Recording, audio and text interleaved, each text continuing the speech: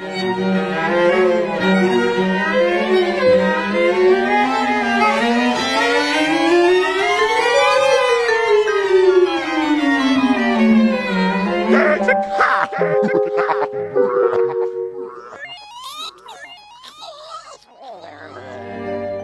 collectif Les Clés de l'écoute a conçu un projet innovant à destination d'enfants, d'adolescents éloignés de l'offre culturelle. Les inviter à s'investir dans la création est au cœur de ce projet. L'acteur Philippe Torreton en est le parrain.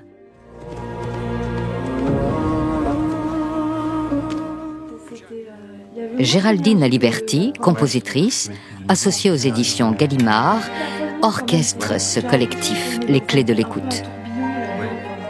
Son projet ? Établir une relation riche d'échanges artistiques et culturels entre des enfants et des artistes de renom.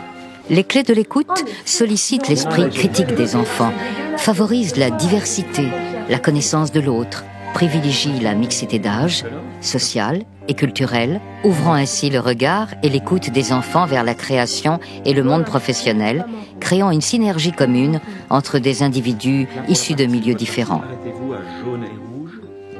Le but de ce projet, c'est de participer à la création d'un livre-disque, l'éditer, le donner aux élèves. Et puis je pense que d'avoir un objectif, je pense que c'est très important. S'était-il perdu en mer? S'était-il endorlificoté dans son propre... Tout le projet, ça a été aussi de les faire participer à la création et non pas seulement à l'exécution ou l'interprétation. Et ça, c'est difficile, donc de lier la personnalité de chacun avec un projet commun. La Fondation HSBC pour l'éducation soutient l'association Les Clés de l'écoute. Marque une pause. C'est un projet qu'on a voulu aussi pluridisciplinaire pour faire comprendre aussi aux élèves et aux adolescents qu'un métier, c'est toujours relié à plein d'autres métiers pour qu'ils comprennent que c'est un projet en fait à vase communicant. M'a été confiée la tâche essentielle, initiale et passionnante de faire écrire à une classe très jeune, de 5e, le récit de ce qui allait devenir le support de notre histoire. Le miroir et tous ses ressorts poétiques et magiques ont été retenus comme jeu, comme exercice, comme contrainte par lesquels il a fallu passer pour imaginer et raconter avec des mots une histoire pleine de rebondissements. Il y a plein de collèges qui ont participé. On était tous heureux quand on a vu les éléments qu'on avait faits. Nous, on devait faire l'illustration. Ce sont évidemment les élèves qui créent, qui inventent. Je suis le berger de la classe, c'est-à-dire que c'est moi qui donne la direction. J'emmène ces créateurs dans les verts pâturages. Travailler en groupe, c'était très bien. Et je trouvais ça bien et je suis content de ce qui est arrivé à la fin. C'est bien et c'est beau. À l'école, on s'ennuie un peu et de pouvoir faire des dessins et de voir que nos dessins ils sont illustrés dans un livre, enfin, ça nous apporte quelque chose. Le thème du livre, c'était le miroir. Donc tous les personnages qui sont dans ce livre, ils sont symétriques. Donc vous prenez un T majuscule par exemple, vous le regardez dans un miroir, et bien vous lisez un T. Si vous prenez un B, vous regardez dans le miroir et vous ne lisez pas un B. On a commencé par exemple à n'écrire qu'avec des lettres miroirs. Cela a donné par exemple naissance à nos deux héros qui s'appellent Tom et Mia.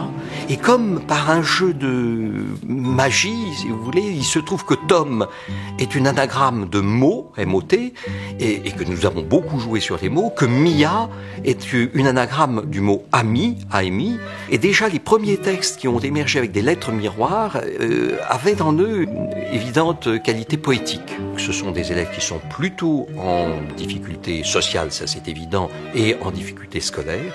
En revanche, les qualités que nous essayons de mettre en avant, ils les ont en eux. Ils ne le savent pas, mais ils les ont en eux. Ce patrimoine, en réalité, il est inscrit au fond de chacun d'entre nous. Les élèves, ce sont des graines, ils ne demandent qu'à germer.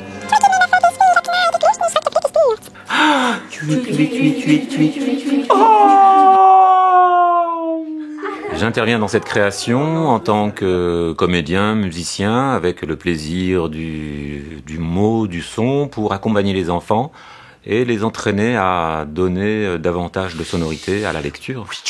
On a fait tout un tas de jeux musicaux, des jeux de rythme, jeux d'expression pour la détente et pour dépasser les blocages qu'on peut avoir face à un micro. Mais il trébuche à chaque pas. Mais il trébuche à chaque pas. Ils jouent très très bien le jeu. Perdent peu à peu espoir. Il est primordial d'être juste, de trouver les mots justes et d'être vraiment présent sans artifice. Quand on est bien là dans l'instant, ici et maintenant, on crée une énergie et généralement on arrive à les embarquer. Nous ici on s'occupe donc de la mise en page, donc on rassemble tous les éléments qui ont été faits par toutes les autres classes et c'est donc ici qui est la dernière étape avant la création de la fabrication du livre. Et avec le mot on donne un sens, on explique quelque chose en faisant de la mise en page, en faisant tout ça. Et donc c'est ça que j'essaye de leur transmettre. Étonnamment, j'ai pas vu de gros ratés jusqu'ici. Moi, ce que je leur dis surtout, c'est amusez-vous. Et j'ai l'impression qu'ils y arrivent et qu'il y a des vraiment belles choses qui ont été faites, très intéressantes, qui sont venues un peu d'elles-mêmes. Je suis pas du tout déçu par quoi que ce soit.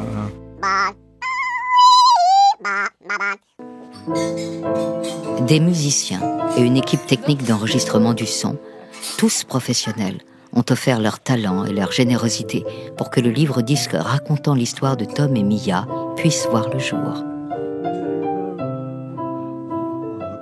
Donc c'est vrai que la musique est au cœur du projet puisque ça a été créé par le collectif Les Clés de l'écoute qui est un collectif de musiciens, de compositeurs, de musicologues, de beaucoup de personnes qui travaillent autour de la transmission de la musique. On a eu des résultats très favorables et très surprenants. Dans mon atelier, les meilleurs élèves que j'ai, et je ne le savais pas, sont des élèves qui ne sont pas du tout convaincants pour leur établissement. La professeure de musique avec qui je travaille a décidé de les noter et du coup a mis des notes totalement inversées en fait. C'est-à-dire que les élèves qui étaient en dessous de 5, ils ont eu tous 18 et inversement. Donc c'est vrai que ça a donné quelques surprises et peut-être qu'en effet il y a des personnes qui sont peut-être plus adaptées à travailler lors de projets comme ça, un petit peu artistiques. C'est vraiment aussi un travail d'échange entre l'artiste et l'élève. Voilà, on a essayé de nous aussi apprendre d'eux, comme eux ils ont à apprendre de nous. Et grâce à ce travail d'équipe, ces élèves du 93 ont pu endosser pour quelques heures les rôles de compositeurs, écrivains, illustrateurs, graphistes, comédiens, avec talent et sincérité.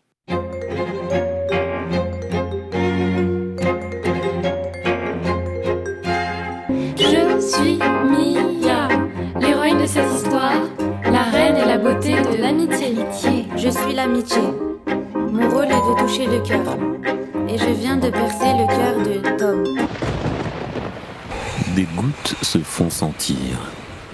Le ciel s'assombrit, devient noir. Tom et Mia avancent avec de plus en plus de difficultés. Mais le courage, toujours présent dans leur cœur, ne manque pas. Tom! Oui, Mia, on y va? C'est pas dangereux? Non, Tom, tu me protégeras? Oui, Mia, je serai toujours là. À deux, on est fort?